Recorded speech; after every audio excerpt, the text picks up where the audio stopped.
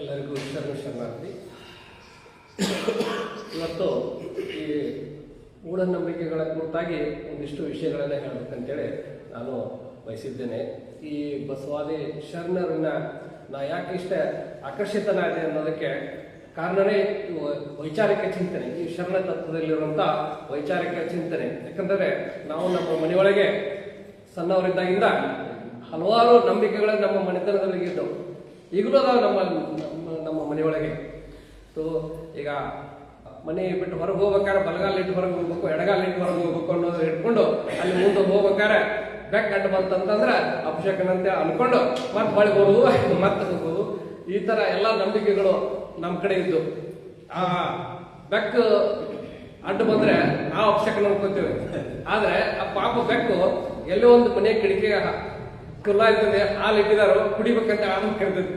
ನಾವು ಅಡ್ಡ ಬಂದ ಕೂಡಲೇ ಅದ್ರ ಕೆಲಸ ಕೆಡ್ತೈತಿ, ಅದಕ್ಕೆ ಅಭಿಷೇಕನ ಆಗ್ತದೆ. ಪಾಪ ಅದೇ ಬೇಜಾರು ಮಾಡ್ಕೊತಿರ್ಬೇಕು. ಸೊ ಈ ತರ ಪ್ರಶ್ನೆಗಳನ್ನ ನನಗೆ ಬಹಳಷ್ಟು ನಾವು ವಿಚಾರ ಮಾಡ್ಕೊತ ಇರ್ತಾ ಇದ್ದೆ. ಮತ್ತೆ ಅದಕ್ಕಾಗಿ ಈ ಶರಣರ ಚಿಂತನೆಯ ಮೂಲಕ ಕಂಡುಕೊಂಡಂತ ಸತ್ಯಗಳಂತಂದ್ರೆ ಈ ನಂಬಿಕೆಗಳಲ್ಲಿ ಎಷ್ಟು ತರ ನಂಬಿಕೆಗಳು ಅಂತ ಹೇಳ್ತಂದ್ರೆ, ಒಂದು ವೈಚಾರಿಕ ಸಾತ್ವಿಕ ತಳಹದಿ ಮೇಲಿರುವಂತ ಒಂದು ನಂಬಿಕೆ. ಅದು ನನಗೂ ಹಾನಿ ಮಾಡೋದಿಲ್ಲ, ಇನ್ನೊಬ್ಬರಿಗೂ ಹಾನಿ ಮಾಡೋದಿಲ್ಲ. ಅದರಿಂದ ನನಗೂ ಒಂದು ಏನೋ ಒಳ್ಳೇದಾಗ್ತದೆ, ನನಗೂ ಒಂದು ಸಂತೋಷ ಕೊಡ್ತದೆ, ನೆಮ್ಮದಿ ಕೊಡ್ತದೆ ಅನ್ನೋ ಒಂದು ನಂಬಿಕೆ ಏನಾಗಿದ್ರೆ ಅದು ಒಳ್ಳೇದು, ಅದೇನು ಕೆಟ್ಟಲ್ಲ. ಈಗ ದೇವಸ್ಥಾನಕ್ಕೆ ಹೋಗಿ ಬಂದ್ರೆ ನಮ್ಗೇನೋ ನೆಮ್ಮದಿ ಸಿಗ್ತೈತೆ ಅನ್ನೋ ನಂಬಿಕೆ ಇರೋ ಅವ್ರಿಗೆ.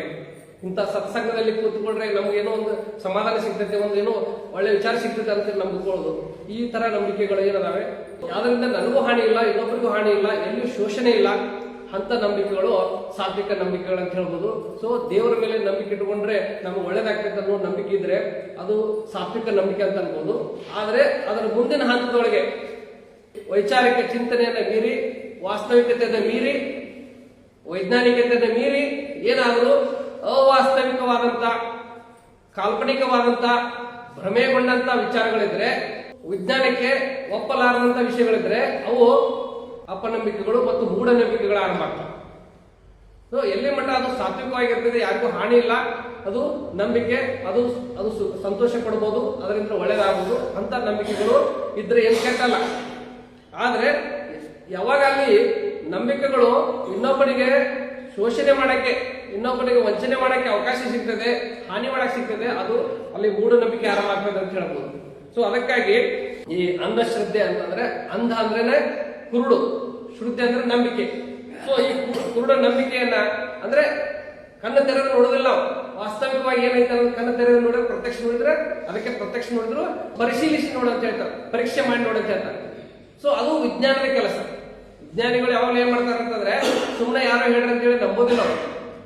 ಅದಕ್ಕೆ ವೈಜ್ಞಾನಿಕವಾದ ಪ್ರಯೋಗಗಳನ್ನ ಮಾಡಿ ಅದನ್ನ ದೃಢಪಡಿಸ್ಕೊಳ್ತಾರೆ, ನಿಜ ಐತೋ ಸುಳ್ಳು ಐತೆ ಅಂತ ತಿಳ್ಕೊಳ್ತಾರೆ. ಸೊ ಅದು ವಾಸ್ತವಿಕವಾಗಿ ತಿಳ್ಕೊಳ್ಬೇಕಾದಂತ ದಾರಿ. ಆದ್ರೆ ಅಂಧಶ್ರದ್ಧೆ ಅನ್ನೋದು ಏನಿದೆ, ನಾವು ಯಾರೋ ಹೇಳಿದ್ರು, ಯಾರೋ ನಮ್ಮ ಮೇಲೆ ಹೇರಿದ್ರು ಅಂತ ಹೇಳಿ, ಅದಕ್ಕೆ ನಮ್ಮ ಮೂಢನಂಬಿಕೆ ಒಳಗೆ ಒಂದು ಸ್ವ ಮೂಢನಂಬಿಕೆ ಮತ್ತು ಇನ್ನೊಂದು ಹೇರಲ್ಪಟ್ಟ ನಂಬಿಕೆ, ಮೂಢನಂಬಿಕೆ ಅಂತ ಹೇಳ್ಬೋದು.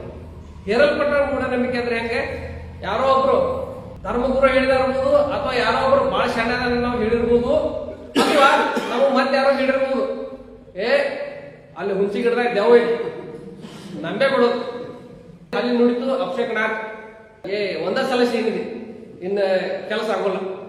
ಸೊ ಇವೆಲ್ಲ ಏನದಾವಲ್ಲ, ಇವು ಯಾರೋ ಹೇಳಿದ್ರು ಅದನ್ನ ನಂಬುತ್ತೇವೆ, ನಾವು ಅದನ್ನ ಫಾಲೋ ಮಾಡ್ತೀವಿ. ಅದನ್ನ ಎಂದಾರು ಪರೀಕ್ಷೆ ಮಾಡಿ ನೋಡಿದ್ದೇವೆ. ಸ್ವತಃ ಪರೀಕ್ಷೆ ಮಾಡಿದ್ದೇನೆ. ಬೆಕ್ಕ ಆಟ ದಾಟಿದ್ರೆ ಬೇಕಂತ ದಾಟಿದ್ದೆ ನಾನು, ಏನು ಕೆಟ್ಟಾಗಲ್ಲ. ಯಾಕಂತಂದ್ರೆ ನಮ್ಮ ಮನಸ್ಸು ಗಟ್ಟಿರ್ಬೇಕು. ಯಾವಾಗ ಕೆಲವೊಂದ್ಸಲ ಆಗ್ತಿರ್ತಾವ ಕಾಕ ತಾಳಿಗೆ ಕೋಇನ್ಸಿಡೆನ್ಸ್ ಅಂತ, ಏನೋ ತನ್ನ ಪುಸ್ತಕ ಹೋಗ್ತಿರ್ತೈತಿ, ನಾವು ಹೋಗ್ತೇವೆ, ಅಲ್ಲಿ ಕೆಲಸ ಆಗ್ಲಿಲ್ಲ ಅಂತಂದ್ರೆ ನಮಗ್ ಕೆಲಸ 108 ಇರ್ತಾವ, ಒಂದ್ ಯಾವ್ದೋ ಕೆಲಸ ಆಗಿರಲ್ಲ, ಅದಕ್ಕೆ ನಾವು ಕನೆಕ್ಟ್ ಮಾಡ್ತೇವೆ. ವಾಸ್ತವಿಕವಾಗಿ ಏನಾಗ್ತದೆ ಅಂತಂದ್ರೆ, ಹಲವಾರು ನಮ್ಗೆ ಕೆಲಸ ಇಟ್ಕೊಂಡು ಹೋಗಿರ್ತೇವೆ, ಒಂದ್ ಯಾವ್ದೋ ಕೆಲಸ ಎಲ್ಲ ಬೆಕ್ಕ ಆಡ್ತಾ ಅದಕ್ಕೆ ನಮ್ಗೆ ಕೆಲಸ ಆಗಿಲ್ಲ ಅಂತ ಅನ್ಕೋತೀವಿ. ನಾವು ಬೆಕ್ಕ ಆಡ್ದಾಡ್ತಾ ಇರುವಾಗಲೂ ಸಹಿತ ಸರಳ ಹೋಗಿರ್ತೇವೆ, ಯಾವ್ದು ಬೆಕ್ಕ ಬಂದಿಲ್ಲ, ಯಾವ್ದು ನರಿನೂ ಬಂದಿಲ್ಲ ಅಡ್ಡ, ಆದ್ರೂ ಸಹಿತ ನಮ್ ಕೆಲಸ ಆಗಿರಲ್ಲ. ಅವಾಗ ಯಾಕಂತೀವಿ, ಅವಾಗ ಮತ್ತೆ ಕೆಲಸ ಆಗ್ಬೇಕಿತ್ತಲ್ಲ, ನಾವು ಹೋದ ಕೆಲಸ ಆಗಿರೋದಿಲ್ಲ. ಸೊ ಅದಕ್ಕೆ ಅಲ್ಲಿ ಇವಕ್ಕೆ ಯಾವಕ್ಕೂ ಸಂಬಂಧ ಇಲ್ಲ ಅನ್ನೋದನ್ನ ಬಸವಾದಿ ಶರಣರು ಕಂಡುಕೊಂಡ್ರು. ಅದಕ್ಕಾಗಿ ಅವ್ರ ಬಗ್ಗೆ ನಮಗೆ ಒಂದು ಅಭಿಮಾನ ಇದೆ. ಈ ಒಂದು ಅಂಧಶ್ರದ್ಧೆ ಅಂದ್ರೆ ಇದ್ರ ಬಗ್ಗೆ ಹೇಳಕ್ ನಂಗೆ ಬಹಳ ಟೈಮ್ ಬೇಕು, ಅದು ಸ್ವಲ್ಪ ಎಷ್ಟು ಆಕೈತೆ ಅಷ್ಟು ನಾನು ಇವತ್ತು ಹೇಳ್ತೀನಿ. ಈ ಅಂಧಶ್ರದ್ಧೆ ಇತಿಹಾಸ ಅಂತಂದ್ರೆ ಮನುಷ್ಯ ಯಾವಾಗ ದೇವರನ್ನ ನಂಬಕ್ ಚಾಲೂ ಮಾಡಿದ ಆ ಕಾಲದೊಳಗನೆ ಈ ದೆವ್ವಗಳ ನಂಬಿಕೆನೂ ಆರಂಭ ಆಗಿಬಿಡ್ತು. ಯಾಕಂತಂದ್ರೆ ದೇವರನ್ನ ನಂಬಿಕೆನೇ ಏನಿದೆ, ಈ ಬ್ರಹ್ಮಾಂಡದಲ್ಲಿರುವಂತಹ ಒಂದು ಯಾವುದೋ ಒಂದು ಶಕ್ತಿ ನಮ್ಮನ್ನ ಆಳ್ತಾ ಇದೆ, ನಮ್ಮನ್ನ ನಡೆಸಿಕೊಂಡು ಹೋಗ್ತಾ ಇದೆ ಅನ್ನೋದು ನಮ್ಮ ನಂಬಿಕೆ. ಆ ನಂಬಿಕೆ ಸಾತ್ವಿಕ ನಂಬಿಕೆ ಇದ್ದುಕೊಂಡು ಅದು ನಮಗೆ ಒಳ್ಳೇದು ಮಾಡ್ತಾ ಇದ್ರೆ ಏನು ಕೆಟ್ಟಿಲ್ಲ. ಸಮಾಜದಲ್ಲಿ ದೇವರು ಭಯ ಈಗ ನೋಡ್ರಿ, ಕಾನೂನಿನ ಬರೇ ಭಯ ಇದ್ರೆ ಜನರಿಗೆ ಕಾನೂನು ಮೀರಿ ನಡೆಯೋ ಜನ ಅದಾರ. ಅದಕ್ಕೆ ದೇವ್ರ ಭಯ ಇದ್ರೆ ದೇವ್ರು ನೋಡ್ಕೋತಾನಪ್ಪ ಅನ್ನೋ ಭಯ ಇತ್ತಂದ್ರೆ ಒಳ್ಳೆಯವರಾಗಿ ನಡೀತಾರೋ ಅನ್ನೋ ಒಂದು ನಂಬಿಕೆ, ಅದು ಒಳ್ಳೇದೇನೆ. ಅದರಿಂದ ಏನು ತೊಂದರೆ ಇಲ್ಲ.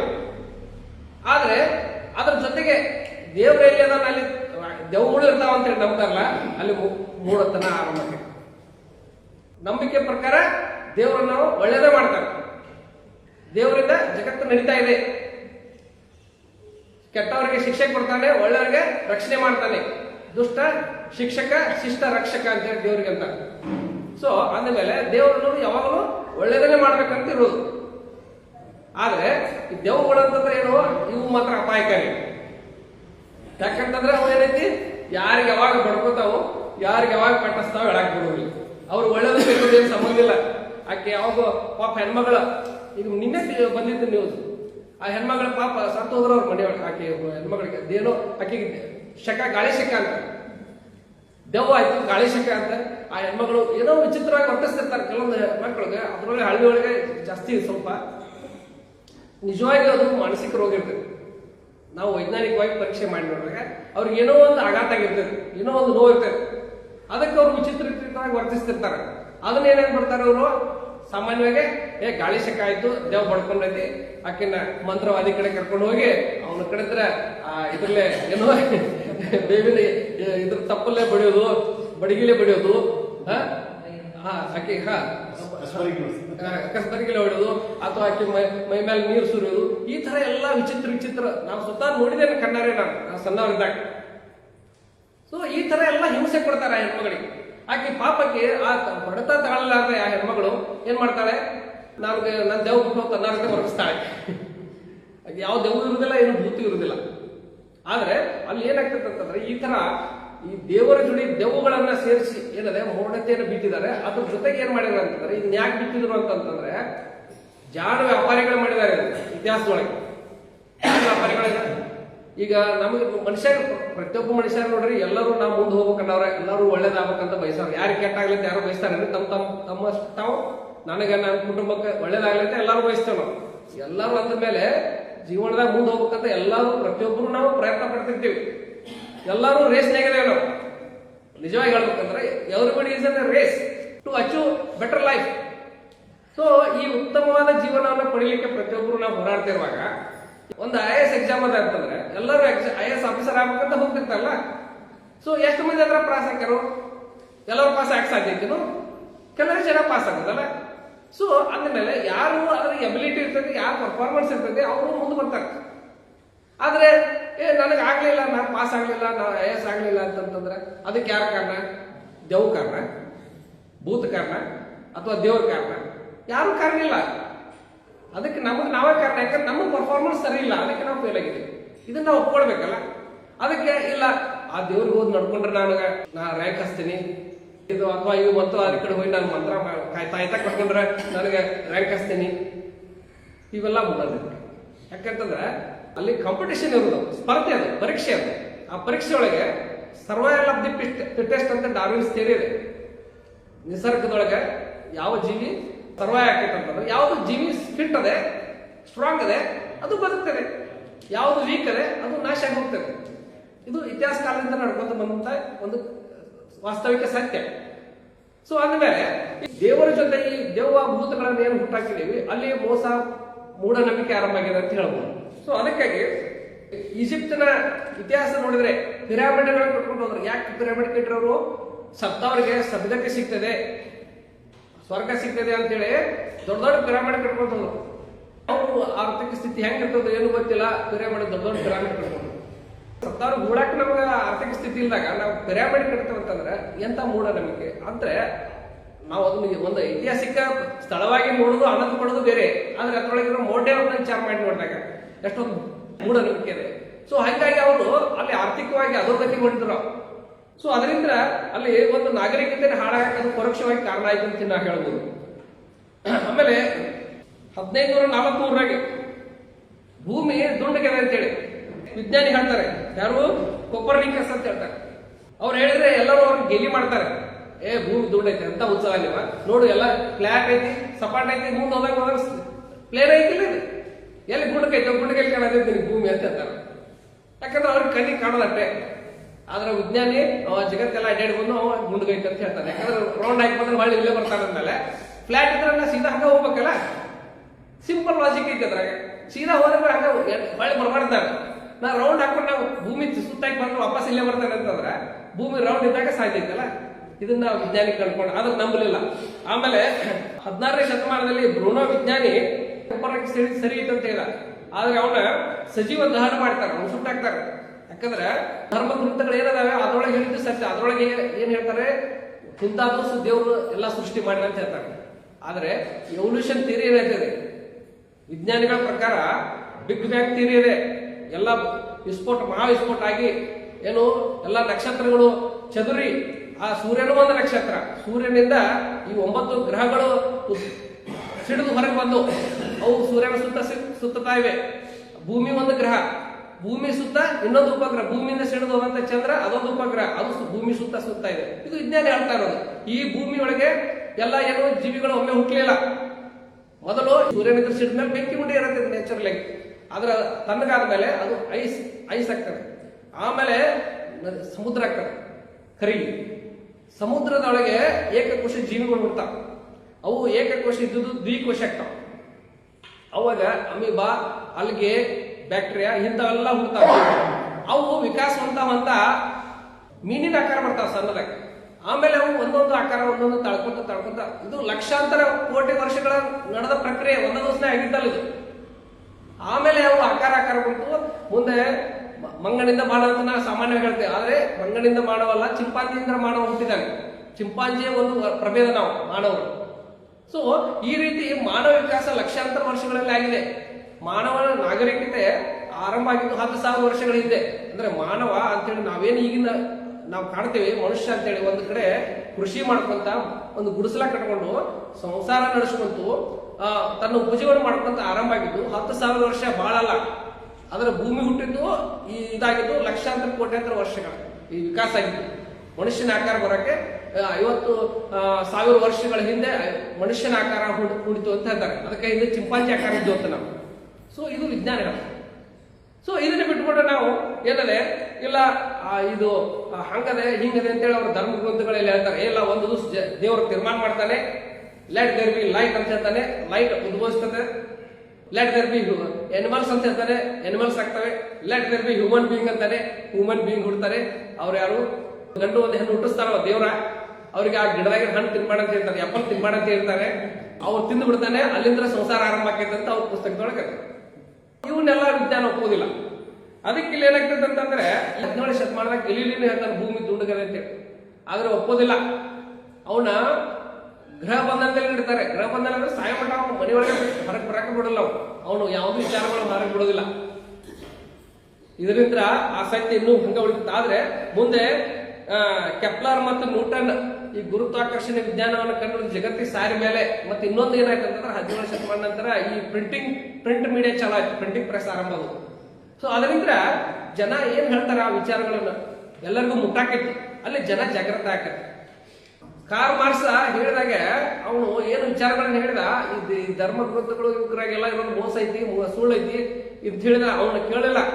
ಅವನು ಸತ್ತಾಗ ಕೇವಲ 4 ಜನ ಇದ್ರು ಅವನು ಮನ್ ಕೊಡಕ್ಕೆ. ಆದ್ರೆ ಅವನು ಸತ್ತು ಹೋದ ನಂತರ ಅವನ ಪುಸ್ತಕಗಳಿದ್ದು ಅವನ ಪ್ರಿಂಟಿಂಗ್ ಪ್ರೆಸ್ನ ಹಾಕಿ ಎಲ್ಲ ಕಡೆ ಬುಕ್ ಮಾಡಿ ಮಾರಾಕತ್ರು. ಜನ ಅವನು ಓದಿದ್ರು. ಅವಾಗ ಎಷ್ಟು ಕರೆಕ್ಟ್ ಐತಿ ಹೇಳೋದು ಅಂತೇಳಿ ಒಪ್ಪಾಕತ್ರು. ಅವಾಗ ಅವನು ಕಾರ್ಲ್ ಮಾರ್ಕ್ಸ್ ನಿಂತರ ಕಮ್ಯುನಿಸಂ ಬೆಳೀತು, ಹೊಸ ವಿಚಾರವಾದ ಜಗತ್ತುಗಳು. ಇವತ್ತು ಚೀನಾದಂತ ದೇಶ, ರಷ್ಯಾದಂತ ದೇಶದೊಳಗೆ ಕಮ್ಯುನಿಸಂ ನಿಂತರ ಜಗತ್ತು ಆಳ್ತದೆ ಅಂದ್ರೆ ಒಬ್ಬ ವ್ಯಕ್ತಿ ವಿಚಾರ ಎಲ್ಲಿ ಮಟ್ಟ ಹೋಗ್ಬಿಡ್ತದೆ ಅನ್ನೋದನ್ನ ವಿಚಾರ ಮಾಡಿ. ಯಾಕಂದ್ರೆ ಅಲ್ಲಿ ವೈಚಾರಿಕ ಸತ್ಯ ಇತ್ತು, ವೈಜ್ಞಾನಿಕ ಸತ್ಯ ಇತ್ತು, ಮೂಢನಂಬಿಕೆಗಳನ್ನ ವಿರೋಧಿಸಿದ. ಅದಕ್ಕಾಗಿ ಅವ ಅಷ್ಟು ಅದು ಫೇಮಸ್, ಅವಾಗ ಇದ್ದಾಗ ಫೇಮಸ್ ಆಗಲಿಲ್ಲ, ಸತ್ತ ಮೇಲೆ ಅವನ ಪುಸ್ತಕ ಮೂಲಕ ಫೇಮಸ್ ಕಾರ್ಲ್ ಮಾರ್ಕ್ಸ್. ಸೊ ಹೀಗೆ ಈ ಕೆಪ್ಲರ್ ಮತ್ತು ನ್ಯೂಟನ್ ಇದನ್ನು ವಿಜ್ಞಾನಿಕವಾಗಿ ಮಂಡಿಸಿದ ಮೇಲೆ ಜಗತ್ತು ಎಲ್ಲ ಒಪ್ಪತ್ತು, ಹೌದು ಭೂಮಿ ದುಂಡಗಿದೆ ಅಂತ ಒಪ್ಕೊಂಡಿರ್ತಾವೆ.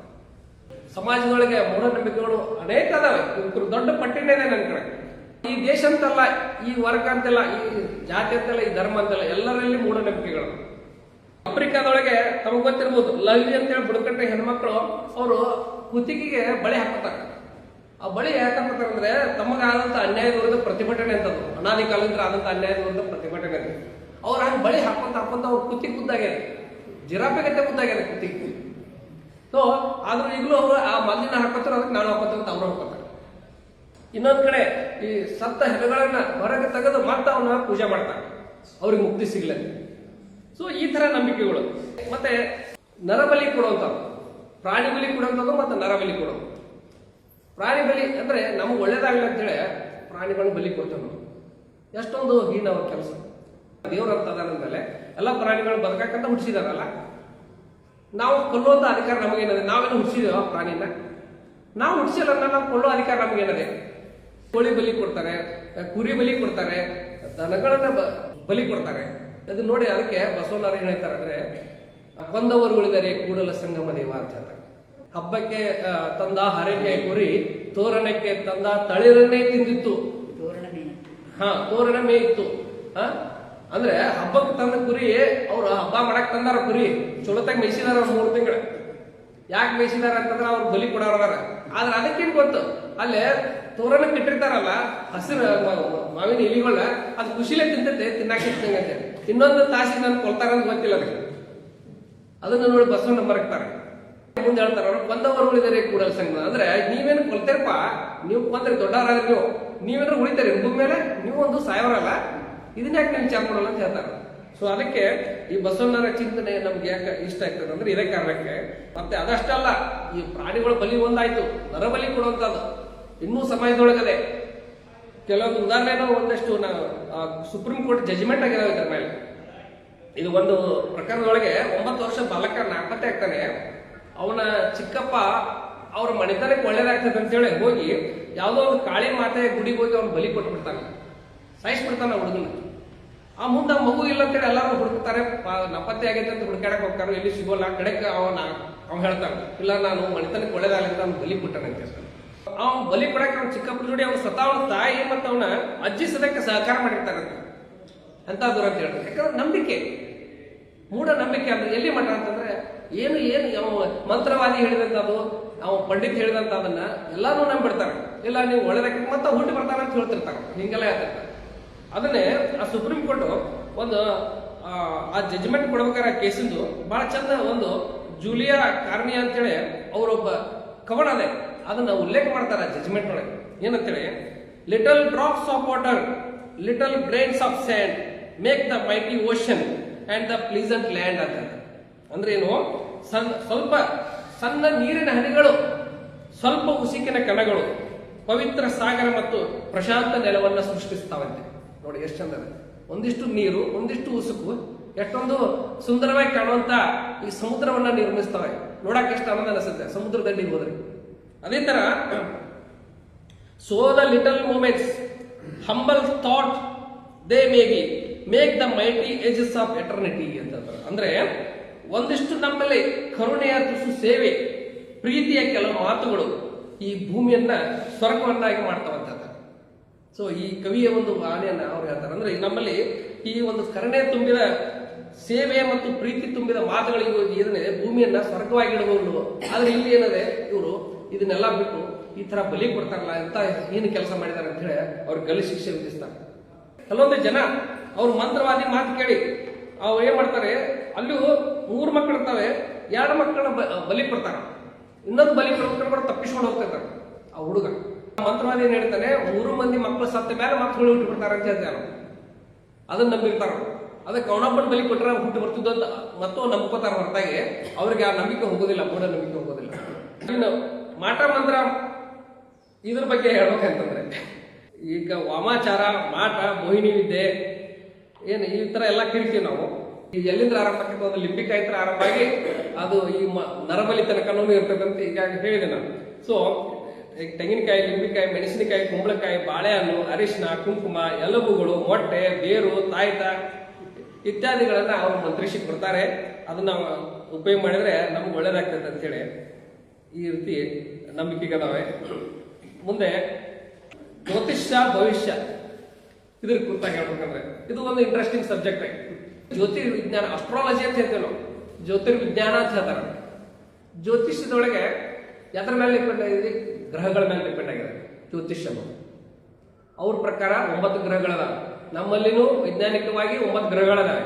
ಆದ್ರೆ ವ್ಯತ್ಯಾಸ ಏನ್ ಹೇಳ್ತೇನೆ ಅಂತಂದ್ರೆ, ಡಿಫರೆನ್ಸ್ ಅಂತಂದ್ರೆ ಸೂರ್ಯ ನಕ್ಷತ್ರ, ಚಂದ್ರ ಭೂಮಿಯ ಉಪಗ್ರಹ, ಇದು ವಿಜ್ಞಾನ ಹೇಳ್ತೇವೆ.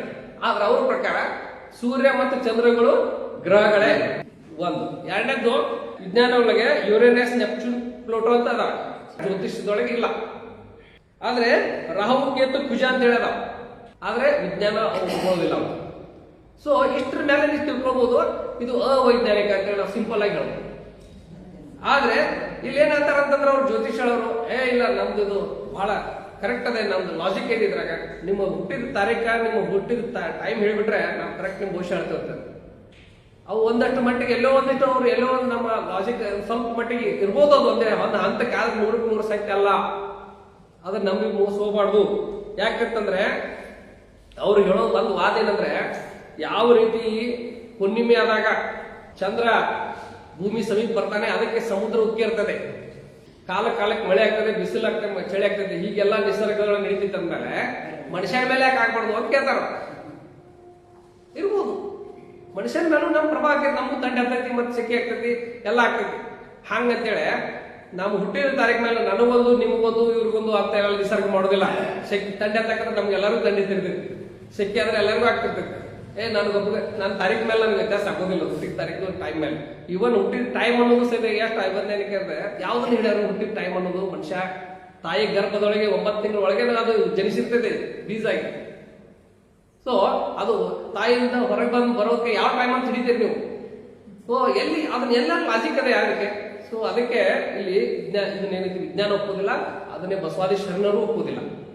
ಅದಕ್ಕಾಗಿ ಏನೈತಿ, ಇವೇನು ಭವಿಷ್ಯ ಹೇಳೋರ ಕಡೆ ಹೋಗಿ ಅವ್ರ ಕಡೆ ಹತ್ರ ನಮಗೆ ಈ ತರ ಆಗ್ತದೆ, ಆ ತರ ಆಗ್ಲಿ ಇದ್ರ, ಅದಕ್ಕಾಗಿ ಹೋಮ, ಹವನ, ಪೂಜೆ, ಮಂತ್ರ, ಜಪ, ತಪ ಇವನ್ನೆಲ್ಲ ಮಾಡಿಸಿ ಅವ್ರ ಮೂಲಕ ನಮ್ಗೆ ಏನಾದ್ರು ಒಳ್ಳೇದಾತಂದ್ರೆ ನೋಡ ಅವ್ರ ಕಡೆ ಪಡ್ಕೊಂಡು, ಅವ್ರ ಕಡೆ ನಡ್ಕೊಂಡು, ಅವ್ರು ಹೇಳಿದ್ದು ನಾವು ಮಾಡಿದ್ವು, ಅದಕ್ಕೆ ನಮ್ಗೆ ಒಳ್ಳೇದಾತಂತ ಅನ್ಕೋತೀವಿ. ಮತ್ತ ಅವ್ರ ಕಡೆ ಹೋಗ್ಕೊಂಡು ಮತ್ತೊಂದು ಬೇರೆ ನೆಕ್ಸ್ಟ್ ಬೇಡಿಕೆ ಇಟ್ಕೊಂಡು. ಆದ್ರೆ ಅಕಸ್ಮಾತ್ ಅದಾಗಲಿಲ್ಲ ಅಂತಂದ್ರೆ ಏನ್ ಮಾಡ್ತೇವೆ, ಇಲ್ಲ ಅವ್ರು ಹೇಳಿದ್ದು ಸರಿ ಆಗ್ಲಿಲ್ಲ, ಇನ್ನೊಬ್ಬರ ಕಡೆ ಹೋಗೋಣ ಅಂತ ಮತ್ತೊಬ್ಬರ ಕಡೆ ಹೋಗೋಣ. ಅದ್ ಬಿಡೋದಿಲ್ಲ. ಯಾಕಂದ್ರೆ ಏನಂತ ನಾವು ಜ್ಯೋತಿಷಿ ಸುಳ್ಳಾಗ್ಬೋದು, ಆದ್ರೆ ಜ್ಯೋತಿಷ್ಯ ಸುಳ್ಳಲ್ಲ ಅನ್ನೋ ನಂಬಿಕೆ ನಮ್ಗೆ. ಅದೇನ್ ನಾವು ವಿಜ್ಞಾನ ಐತಲ್ಲ, ಹಳೆ ವಿಜ್ಞಾನ ಶಾಸ್ತ್ರ, ಅದು ಸುಳ್ಳಲ್ಲ. ಇವ್ ಹೇಳೋ ಮಾಡೋ ತಪ್ಪಿರ್ಬೇಕು, ಅದಕ್ಕಾಗಿ ನಾವು ಇನ್ನೊಬ್ಬರ ಕಡೆ ಹೋಗೋಣ ಅಂತ ಹೋಗ್ತಾರೆ. ಈ ತರ ನಮ್ಮಲ್ಲಿ ನಂಬಿಕೆ, ಇಷ್ಟು ಬಲವಾಗಿ ಕೂಡ ನಂಬಿಕೆ ನಮ್ಮಲ್ಲಿ ಅದೇ. ಈಗ ನೀವು ಸರ್ ನಂಬಬಾರ್ದಂತ ಇಷ್ಟ ಮಟ್ಟ ಹೇಳ್ತಾರೆ, ಅದನ್ನೇ ಹೇಳ್ತೇನೆ ನಿಮಗೆ. ಈಗ ಅದನ್ನೇ ಹೇಳ್ತಾ ಇರೋದು ನಾನು. ಇದನ್ನ ನಾವು ಯಾವಾಗಲೂ ನಾವು ಏನೈತಿ ನಮ್ಮಲ್ಲಿ ಪ್ರಾಬ್ಲಮ್ ಇರೋದಂದ್ರೆ, ನಾವು ಹೊರಿಗೆಚ್ಚಿ ನೋಡೋಲ್ಲ. ನಾವು ಹೊರಿಗೆಚ್ಚಿ ನೋಡ್ರೆ ಅದೆಷ್ಟು ಮೂರ್ಖತನ ಇರೋದು ನಮ್ಗೆ ಗೊತ್ತಾಕೈತಿ. ಈಗ ಬೆಕ್ಕಿನ ಉದಾಹರಣೆ ಕೊಟ್ಟಿನಿ ನಾನು, ಬೆಕ್ ಕಡ್ದಾಟ್ರೆ ಕೆಟ್ಟಾಗ್ತದೆ ಅಂತೇಳಿ. ನಾವ್ 2 ಸಲ ಬೆಕ್ ಕಡ್ದಾಟೋದನ್ನ ಬರ್ದಿಡ್ಬೇಕು. ನಾವು ಬೆಕ್ ಕಡ್ದಾಟ್ ಹೋದಾಗ 2 ಸಲ ಕೆಟ್ಟಾಕೈತಿ. ಬೆಕ್ ಕಡ್ದಾಟೋದ್ರೆ ನಾವು ನಮ್ಮ ಪುಟ್ಟಕ್ಕೆ ಹೋದಾಗ ಕೆಲಸ ಎಟ್ಟಾಕವು ಆಗೋಲ್ಲ. ಇವನ್ನೆಲ್ಲ ಲಿಸ್ಟ್ ಬರ್ದಿಟ್ಟಾಗ ನಮ್ಗೆ ಗೊತ್ತಾಕೈತೆ ಅದ್ರ ಸಾಹಿತ್ಯ ಅನ್ನೋದು. ಮಾಡ್ತೀವಿ ನಾವು? ಇಲ್ಲ. ಹುಂಚಿ ಗಿಡದಾಗ ದೇವ ಐತಂದ್ರೆ ನಮ್ ಬಿಡ್ತೇವೆ. ನಾವು ಹೋಗಿ ಗಿಡ ಹಾಕಿ ನೋಡ್ತೇವೆ, ರಾತ್ರಿ ಅಮಾಸಿ ದಿವಸ ಧೈರ್ಯ ಇಲ್ಲ. ಇದನ್ನ ನಾವು ಹೋಗಿ ನೋಡ್ಬೇಕಂದ್ರೆ ನಾನು ಪ್ರತ್ಯಕ್ಷ ಪರೀಕ್ಷೆ ಮಾಡಿ ನೋಡಿ ನಾನು ಜೀವನದಾಗ ಎಲ್ಲಿ ಯಾರು ಹೇಳ್ತಾರ ಅಲ್ಲಿ ಹೋಗಿ ನೋಡಕ್ ಹೋಗಿ ನನಗೇನು ಕಂಡಿಲ್ಲ. ಅದಕ್ಕೊಬ್ರು ಪಂಡಿತರು ಹೇಳಿದ್ರೆ ನಿಮ್ಗೆ ನಗಿ ಬರ್ತೈತೆ ನನಗೆ. ನಾನು ಸ್ಕೂಲ್ನಾಗಿದ್ದಾಗ ದೇವದು ಇಲ್ರಿ ಅಂತೇಳಿ ನಾನು ವಾದ ಮಾಡಿದ್ದೆ. ನಿಮಗ್ ಗೊತ್ತ ಗಾಳಿ ಮಾಡ್ಸಾರ ಅಂತಿದ್ರು ನಮಗೆ. ಅಲ್ಲೇ ನಾವು ಎಲ್ಲ ರೈತರಿಗೆ ಕನ್ವಿನ್ಸ್ ಮಾಡಿ ಹಿಂಗ ತಾಸುಗಟ್ಲೆ ಕನ್ವಿನ್ಸ್ ಮಾಡೀನಿ. ಅವಾಗ ಇನ್ನೂ ಬಸವಣ್ಣವ್ರು ನಂಗೆ ಸಮೀಪ ಬಂದಿರ್ಲಿಕ್ಕೆ ನನ್ಗೆ ಏನೋ ಲಕ್ಕಿಲಿ ನನಗೊಂದು ವಿಚಾರ, ವಿಜ್ಞಾನ ಸೈನ್ಸ್ ಸ್ಟೂಡೆಂಟ್ ಆಗಿರೋದ್ರಿಂದ ನನಗೊಂದಿಟ್ಟು ದೆವ್ವ ಮೂಢನಂಬಿಕೆ ಎಲ್ಲ ಮೂಢನಂಬಿಕೆ ಅನ್ನೋದನ್ನ ತಲೆಯಾಗ ಬಂದಿರ್ತಾರೆ. ಅದನ್ನ ಎಲ್ಲರಿಗೂ ಹೇಳಿ ರೈತರ ಕಡೆಗೆ ಅವ್ರು ಇರ್ಬೇಕು ಸಾಕಾರ. ನೀವು ಹೇಳಿದಾಗ ನಾವು ಪರೀಕ್ಷೆ ಮಾಡ್ತೇವೆ. ಇಲ್ರಿ ಅಲ್ಲಿ ರಾತ್ರಿ ಹೋಗ್ಬೇಕಾರೆ ಸಪ್ಪಳ ಆತ್ರಿ, ದೆವ್ವ ಐತ್ರಿ, ಅಥವಾ ಬೆಳ್ಳಗ ಕಣಿತು, ಹೊಳ್ಯಾತಿತ್ತು, ಏನೋ ಒಂದು ನೋಡ್ರಿ, ಎಲ್ಲೋ ಒಂದು ಗಾಡಿ ಹೋಗ್ತಿರ್ತೈತಿ, ಅದ್ರದ್ದು ಎಲ್ಲೋ ಬೆಳಕು ಬರ್ತೈತೆ, ಎಲ್ಲೋ ಲೈಟ್ ಬಿದ್ದಿರ್ತೈತಿ, ಏನೋ ಒಂದು ನಿಸರ್ಗ ನಡೀತಾ ಇರ್ತ ಕ್ರಿಯೆಗಳು ಅವೇನೋ ನಮ್ಗೆ ಆಕಾರ ಕಾಣಿಸ್ತದೆ. ನಮ್ಮ ಮೊದ್ಲ ಭಯ ಆಗಿಕೊಂಡಿರ್ತೀವಿ, ನಮ್ಗೆ ಅಂಜಿಕೆ ಇರ್ತೈತಿ, ಅದು ನೋಡ್ಕೊಳ್ಳಿ ದೆವ್ವ ಬಂದ ಬರ್ತಾವ ನಾವು ಕನ್ಕ್ಲೂಷನ್ಗೆ ಹೋಗಿ ನೋಡಕ್ ಏನಿಲ್ಲ ದೇವ್ ಮತ್ತೆ ನಮ್ನ ಹಿಡ್ಕೊಂಡ್ರೆ ಏನ್ ಮಾಡೋದು ಅದಕ್ಕೆ ನಾವು ನೋಡಲ್ಲ. ಆದ್ರೆ ನಾನು ಅವ್ರ ರೈತರಿಗೆ ತಾಸುಗಟ್ಟಲೆ ಕನ್ವಿನ್ಸ್ ಮಾಡಿ ಆಮೇಲೆ ಅಷ್ಟೊತ್ತಿಗೆ ಅವ್ರ ಸರ್ ಬಂದ್ರೆ ಗಾಳಿಮಠ ಸರ್, ಅಂಕ್ಲೆ ಸರ್ ನಮ್ ಸರ್ಕಾರ ಹಿಂಗ್ ಕೇಳ್ತಾರಲ್ರಿ, ಮತ್ತೆ ದೆವ್ವ ಅದು ಭೂತ ಏನು ಇಲ್ಲ ಅಂತಾರಲ್ರಿ ಹೆಂಗ ಕೇಳಿದ್ರು ಸರ್. ಅವರು ಹೌದು ದೆವ್ವ ಭೂತ ಇಲ್ಲ, ಆದ್ರೂ ಅವ್ರು ಹುಟ್ಟಿದ ನಕ್ಷತ್ರ ಮೇಲೆ ಅವ್ರು ಕಾಣಿಸ್ತಾರೆ. ನಾವು ಹುಟ್ಟಿದಾಗ ಡ್ರೆಸ್ ಮಾಡಿ ಕೊಟ್ಟಿದ್ದ ಹೊಂದ್ಬಿಟ್ಟು ಹೆಣ್ಮಕ್ಳು ಹಿಂದಿಂದ ಬಂದು ಹಂಗೆ ಬಂದ್ಬಿಟ್ಟು ಮಾತಾಡ್ಸ್ಬೇಕಾಗಿ ಯಾಕೆ ಏನು ಬೇಕು ಏನು ಆ ಕಣವಲ್ಲಕ್ಕೆ ಮಾಡ್ಬೋದು ಇದಕ್ಕೆ ನೀವು ಅವಾಗ ಏನ್ ಮಾಡಿರಿ ಹೇಳ್ರಿ, ಅವಾಗ ಏನ್ ಮಾಡಿರಿ? ಅದನ್ನ ತಪ್ಪು ಮಾಡಿದ್ರಿ ನೀವು. ಅದನ್ನ ನೀವು ತಪ್ಪು ಮಾಡಿದ್ದೀವ. ಅದು ಎಲ್ಲಿ ಧ್ವನಿ ಬರತ್ತಂತ ನೀವು ಬೆಲ್ಲ ಹಾಕಿ ಹುಡುಕ್ಬೇಕಿತ್ತ, ಹುಡುಕ್ರಿ ನೀವು ವಿಜ್ಞಾನ ಹಾಕಿರಿ ಕಾಲಿಲ್ಲ ಶಬ್ದ ಎಲ್ಲಿ ಶಬ್ದ ಎಲ್ಲಿ ದುಡ್ಡಾದಿಲ್ಲ ಅದನ್ನ ನೀವು ಕಂಡು ಹಿಡಿಯಬೇಕಿತ್ತು, ಅದನ್ನ ವಿಜ್ಞಾನ ಹಾಕಿರಿ ನೀವು. ಪ್ರಾಬ್ಲಮ್ ಇರೋದಿಲ್ಲ. ಆಮೇಲೆ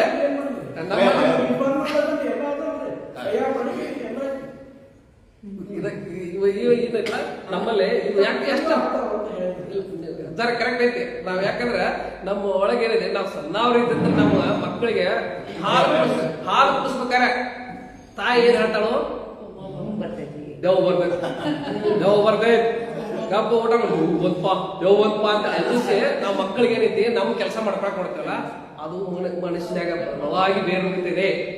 ಅದನ್ನ ಅಷ್ಟು ಸರಳ ತೆಗಿಯಕ್ ಆಗೋದಿಲ್ಲ, ಅಷ್ಟು ಸರಳ ತೆಗಿಯಕ್ ಆಗೋದಿಲ್ಲ. ಅದನ್ನ ನಾ ಎಂತ ಹೇಳಿಲ್ಲ, ನೀವು 100% ಎಲ್ಲರೂ ಒಪ್ಕೊಳಕ್ ಸಾಧ್ಯನೇ ಇಲ್ಲ. ನಾನ ಬರ್ಕ್ ಕೊಡ್ತೇನೆ. ಯಾಕಂತಂದ್ರೆ ಅದು ಇವತ್ತಿಂದ ಅಲ್ಲ, ನಾನು ಹೇಳ್ತಾರೆ ಇಷ್ಟು ವಯಸ್ಸಾದ್ಮೇಲೆ ನಿಮ್ಗೆ ಹೇಳ್ತಾರೆ. ಆದ್ರೆ ನಮ್ಮ ಹುಟ್ಟಿನಿಂದ ನಮಗೇನೈತಿ, ನಮ್ಗ ಮೂಢ್ಯವನ್ನ ತುಂಬಿದಾರ ನಮಗೆ. ನಮ್ಮ ವೈಯಕ್ತಿಕವಾಗಿ ನಮಗೇನೈತಿ, ಇಲ್ಲ ನೀವು ಊಟ ಮಾಡ್ಲಿಲ್ಲ ಅಂದ್ರೆ ದೇವ್ ಬರ್ತೈತಿ, ನೀ ಅದನ್ನ ಮಾಡ್ಲಿಲ್ಲ ದೇವ್ ಬರ್ತೈತಿ, ಹಿಡ್ಕೊತೈತಿ ಅಂತೆಲ್ಲ ಅಂಜಿಸಿ. ನಾ ಅದಕ್ಕೆ ಪೊಲೀಸ್ ಬರ್ತಾರ ಅಂತ ಹೇಳ್ರಿ, ನಾನು ಯಾರ ಕೇಳಿ ಹಂಗ ಅನ್ಬೇಡ್ರಿ. ಪೊಲೀಸ್ ಬರ್ತಾರ ಅಂತ ಹೇಳ್ರಿ, ಪೊಲೀಸ್ ಬಂದು ಜೈಲಿ ಹಾಕ್ತಾರ ಅಂತ ಹೇಳ್ರಿ, ಒಳ್ಳೇದದ. ಯಾಕಂದ್ರೆ ಕಾನೂನಿಗೆ ಭಯ ಕೊಡ್ತಾನೆ ಮನುಷ್ಯ, ಈ ದೇವ್ರಿಗೆ ಅನ್ಸ್ಬಾರ್ದು. ಏನೂ ನಡೀತಾ ಇರಲ್ಲ, ಅದು ನಮ್ಗೆ ಅನಿಸ್ತೈತಿ. ಇವನ್ನ ಸೈಕಾಲಜಿಕಲಿ ಹೇಳ್ತೀನಿ ನಿಮಗೆ, ನಾವು ಯಾವ್ದನ್ನ ಬಲವಾಗಿ ನಂಬ್ತೀವಿ ಅದು ನಮ್ಮ ಒಳಗೆ ನಡೆಯಕ್ ಚಲೋ ಆಕೈತಿ, ಅದು ನಮ್ಮ ಕಣ್ಣು ಮುಂದೆ ನಡೆಯಕ್ ಚಲೋ ಆಕೈತಿ. ಆಪ್ತಮಿತ್ರ ಪಿಕ್ಚರ್ ನೋಡಿ ನಿಜವಾಗಿ ಅದು ಏನದಂದ್ರೆ ಸೈಕಾಲಜಿ ವಿಜ್ಞಾನ ಐತೆ. ಅಂದ್ರೆ ಏನು, ಯಾವ್ದನ್ನ ಅತಿಯಾಗಿ ನಾವು ಭ್ರಮಿಸ್ಕೊಳ್ತೀವಿ, ಯಾವ್ದನ್ನ ಅದ್ರೊಳಗೆ ಮುಳುಗ್ತೇವಲ್ಲ, ಅದು ನಮ್ಮ ಒಳಗೂ ಕಣಕ್ ಚಲೋ ಆಕೈತಿ, ಹೊರಗೂ ಕಣಕ್ ಚಲೋ ಆಕೈತಿ, ಕೇಳಕ್ಕೂ ಚಲೋ ಆಕೈತಿ, ಕಾಣಕ್ಕೂ ಚಲೋ ಆಕೈತಿ, ಕೇಳಕ್ಕೂ ಚಲೋ ಆಕೈತಿ. ಅದಕ್ಕೆ ಅದ ಏನೈತಿ, ಆಕೆ ಏನೈತಿ, ಅವ ಇನ್ನೂ ಹಳೆ ಕಾಲದ ವ್ಯಕ್ತಿ ಯಾವ ಸತ್ತೋಗಿರ್ತಾನೆ, ಅವ ಆಕಿ ಲವರ್ ಆಗಿ ಆಕೆ ಆ ಪಾತ್ರದೊಳಗೆ ಇಳಿದು ಬಿಡ್ತಾಳೆ. ಅಕ್ಕ ಏನ್ ಕಾದಂಬರಿ ಓದ್ತಾಳೆ, ಕಥೆ ಓದ್ತಾಳೆ, ಅದ್ರೊಳಗೆ ಆಕೆ ಇಳಿದು ಬಿಡ್ತಾಳು. ಆಕೆ ತನ್ನ ತಾನ ಆ ಪಾತ್ರಧಾರಿ ಆಗಿಬಿಟ್ಟು ಅವ್ ಇನ್ನೊಬ್ಬ ಯಾವ ಇರ್ತಾನ ಅವನ್ನ ತನ್ನ ಲವರ್ ಆಗಿ ಅದಕ್ಕೊಬ್ಬ ವ್ಯಕ್ತಿ ಹುಡುಕೊಂಡು ಅವನ ಜೋಡಿ ಲವ್ ಮಾಡಕ್ ಚಾಲು ಮಾಡ್ತಾಳೆ. ಹಿಂಗಾಗಿ ಅಲ್ಲಿ ಕಥೆ ಬೆಳಿತೀವಿ. ಸೊ ಇಲ್ಲಿ ಏನದೆ, ಇವ್ರು ಅಷ್ಟು ಸರಳ ಅಲ್ಲಾದ ವಿಷಯ. ಅದಕ್ಕಾಗಿ ಇದನ್ನ ಮನೋವೈಜ್ಞಾನಿಕವಾಗಿ ವಿಚಾರ ಮಾಡಿದ್ರೆ ಅಷ್ಟೇನೆ ಗೊತ್ತಾಗ್ತದೆ. ಅದಕ್ಕಾಗಿ ನಾನು ಸೈಕಾಲಜಿ ಓದಿದ್ದೇನೆ. ಸೈಕಾಲಜಿ ಓದಿದಾಗ ಇದೆಲ್ಲ ನನಗೆ ಎಷ್ಟು ಇದ್ರೊಳಗೆ ಐತೆ ಅನ್ನೋದು ಗೊತ್ತಾಗ. ಮನುಷ್ಯನ ರೋಗಗಳು ಒಂದು ತರ ಇಲ್ಲ, 102 ತರ ರೋಗಗಳು, ಮಾನಸಿಕ ರೋಗ. ನಮ್ಗೆ ಗೊತ್ತಿಲ್ಲ. ಹುಚ್ಚಂದ್ರೆ ಒಂದನ್ನು ತಿಕ್ಕೋತೇವೆ ನಾವು, ಹುಚ್ಚಂದ್ರೆ ಹುಚ್ಚುತ್ರಾಗಿ ವರ್ತಿಸೋದು ಹುಚ್ಚು ಅಂತ ತಿಕ್ಕೋತೇವೆ ನಾವು. ಆದ್ರೆ ಅದ್ರೊಳಗೆ 102 ತರ ಅದಾವ. ನಾವು ಹಂಗಂತೇಳಿ ನಾವು ಸುಮ್ಮನೆ ಕೂತ್ರೆ ಹುಚ್ಚರಂತೇನೋ, ಅಥವಾ ನಾವು ಭಾಳ ವಿಚಾರ ಮಾಡಿ ಹುಚ್ಚರೇನೋ ಅಲ್ಲ. ಅವು ಕೆಲವೊಂದು ಅಲ್ಲಿ ಅಪಾಯಕಾರಿ ಅಲ್ಲ. ಮಾನಸಿಕ ಸ್ಥಿತಿಗಳು ಹಲವಾರು ರೀತಿಯಲ್ಲಿ ಬರ್ತವೆ. ಆದ್ರೆ ಅಬ್ನಾರ್ಮಾಲಿಟಿ ಯಾವಾಗ ಸ್ಟಾರ್ಟ್ ಆಕೈತಿ ಅಲ್ಲಿಂದ ಮಾನಸಿಕ ರೋಗ ಸ್ಟಾರ್ಟ್ ಆಗ್ತದೆ. ಅದಕ್ಕೆ ಅದನ್ನ ಹೇಳಕತ್ರ ಮತ್ತೊಂದು ಬೇರೆ ವಿಷಯ. ಸೊ ಅಲ್ಲಿ ಹೀಗಾಗಿ ಮನುಷ್ಯನಲ್ಲಿ ಭ್ರಮಿತ ಮನಸ್ಸು ಅಂತ ಹೇಳ್ತೇವೆ ನಾವು. ಭ್ರಮಗೊಂಡಿರ್ತೈತಿ. ಕಾಲ್ಪನಿಕವಾದಂಥ ವಸ್ತುವನ್ನ, ವಿಷಯವನ್ನ, ಶಕ್ತಿಯನ್ನ ನಾವು ಮನಸ್ಸಿನೊಳಗೆ ತುಂಬಿಕೊಂಡು ಅದು ವಾಸ್ತವಿಕವಾಗಿ ಕನೆಕ್ಟ್ ಚಲ. ಇದು ನಮ್ಮ ಮನುಷ್ಯನೊಳಗೆ 4 ಬ್ರೈನ್ ಇರ್ತಾವೆ. ಸಬ್ ಕಾನ್ಷಿಯಸ್ ಮೈಂಡು, ಕಾನ್ಷಿಯಸ್ ಮೈಂಡು, ಈಗ 4 ಬ್ರೈನ್ ಇರ್ತಾವೆ.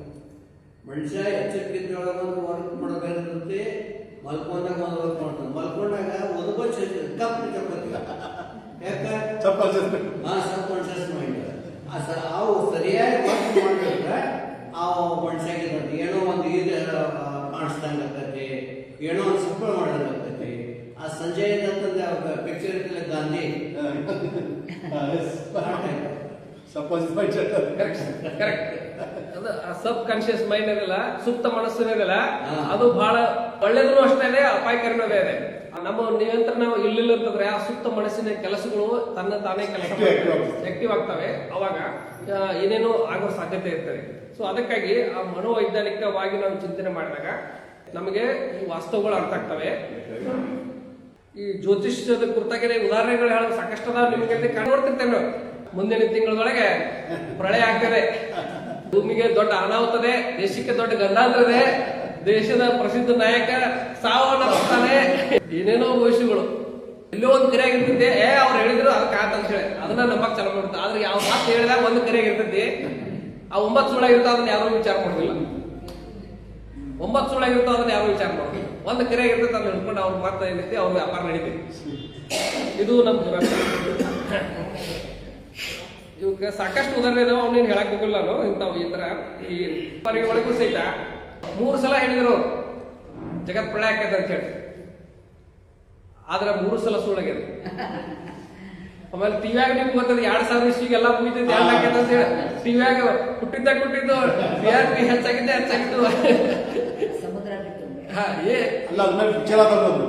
ಎಲ್ಲ ಆಯ್ತು. ಅದೇ ಆದ್ರೆ ನಿಜವಾಗಿ ಏನಾಗ್ತೈತೆ ಅಂತಂದ್ರ ಪ್ರತಿ ವರ್ಷ ಈ ನಿಸರ್ಗದ ಒಳಗೆ ತನ್ನ ಕ್ರಿಯೆ ನಡೀತಾನೆ ಇರ್ತದೆ. ಒಂದ್ ಕಡೆ ಅತಿವೃಷ್ಟಿ, ಒಂದ್ ಕಡೆ ಅನಾವೃಷ್ಟಿ, ಭೂಕಂಪ, ಜ್ವಾಲಾಮುಖಿ ಇವೆಲ್ಲ ನಿರಂತರವಾಗಿ ನಡೀತಾರೆ. ಯಾಕಂದ್ರೆ ಭೂಮಿ ಸಂಪೂರ್ಣವಾಗಿ ಇನ್ನೂ ಪರಿಪೂರ್ಣವಾಗಿ ರೂಪುಗೊಂಡಿಲ್ಲ.